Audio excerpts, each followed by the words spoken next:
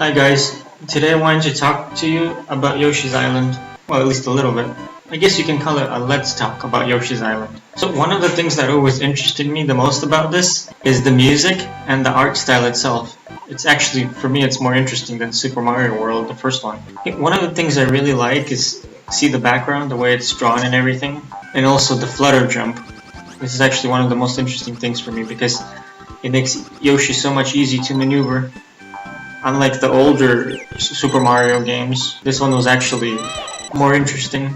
See, I mean, the controls are very responsive. There's something about it. Like, there's a lot of room for improvements and stuff. The designs of the levels are also interesting. Let's see what we have here. What's one of my favorite worlds? What was it? I think this is the one that I used to love the most. Yeah, this is the one. I like this, the soft ground over here. It's just so easy. It's just like, wee! It makes things a lot more exciting. Oh wow. It's actually pretty fun even to try to get 100% on all the levels. Now that I've beaten the game, I can just go back to pretty much any world and do whatever I want. Oh, I think I was doing the ground pound incorrectly before, that's why it didn't work. Like, you have to jump and then hold down.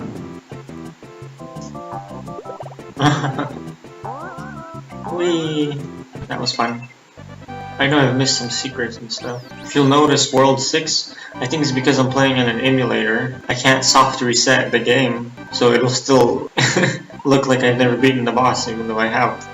It's just, you're gonna have to redo it, and then I don't even know how to do it properly. How it's even possible to play the bonus levels here, or stage. It was this boss. I think this is the first time I ever played Yoshi's Island, or at least this castle. Someone left it at this spot, and then as soon as I got the controller, I started playing it, and I was like, whoa.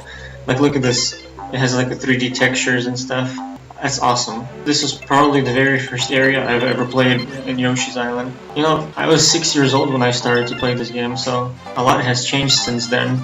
Oh yeah, I never showed you the other spot here. Hold on, let's see. Whoop. Come on. You sort of jump like this and you go back, and there's more stuff to do. And on the other side too. Yay!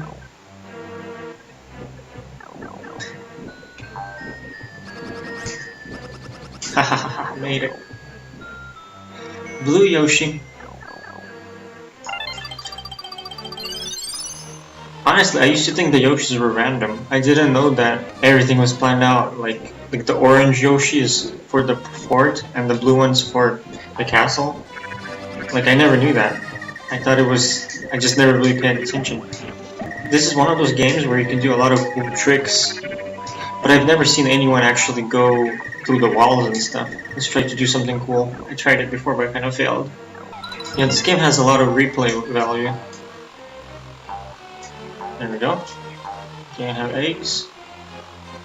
Oh, I don't actually need to do that. Okay, let's do this. Ha ha ha. See? You just skip it. Then you see another flower. Actually, even this you can probably skip, but you're probably gonna make Mario cry.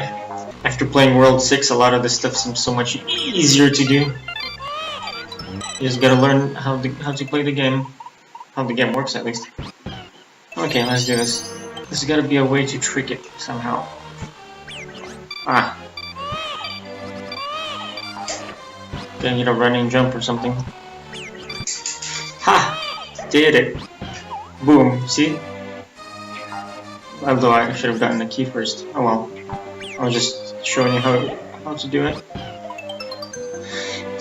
And that's one of the things to do. And let's try something else. I think it's funny how everything feels a lot easier now. You get so much better at the game. Well, okay, maybe not. Well, okay, you get so much better at the game after having to play a lot more difficult levels. So this, you feel a lot less anxious and stuff, and nervous. Ta-da! See, look at that. This just becomes so easy. It's also because the more you play, the better you get with controlling Yoshi.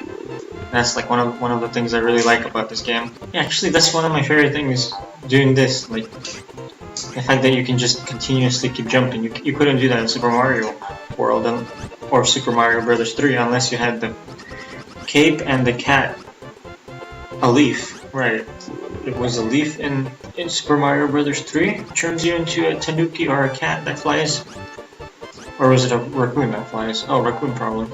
Which is pretty funny. With flying away with your tail. I don't want to make this video too long because I just wanted to tell you the kind of stuff I like about this, but I really can't think of anything much to say, which is pretty sad because it's such an amazing game. This is actually one of the few games that I always come back to. I don't know why. Maybe it's because of nostalgia factor. But it always, throughout the years, it remained just as interesting as it's always been. I personally think this is one of Koji Kondo's best soundtrack music work. He did some amazing stuff with Ocarina of Time and other Mario games. This level wasn't so bad. Let's see if I can show you just the amount of ways you can play. Like jumping on the enemy gives you a boost. The tongue thing also has its own little interesting variables. It's like if you ever played Castlevania and you know with the whip, it kind of feels like that except you can't really spin it around everywhere. Or let's see what else. Oh yeah, the egg throwing is especially crucial in this game. Also makes it more interesting.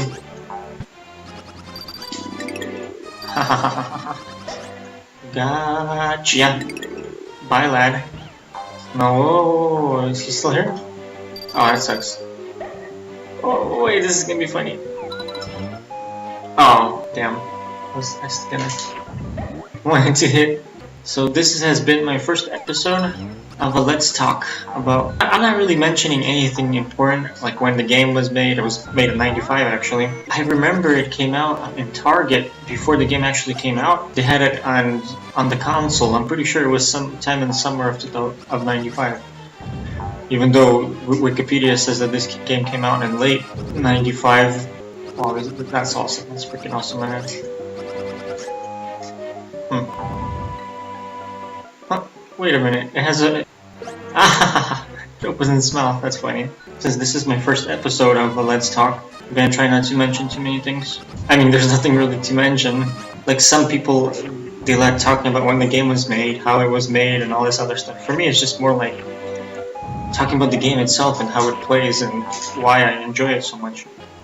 Dude, seriously. It's like I'm aiming at the blue and it hits him instead. One of the things is that each world is unique and interesting. And it has, I like the fact that you can specifically see it. Every fourth level is a boss. And what's interesting is the first boss sometimes is more difficult than the second. And unlike the other Mario games, especially Super Mario World, where you had all the Koopa family, all of Bowser's relatives and stuff in each castle that you had to defeat.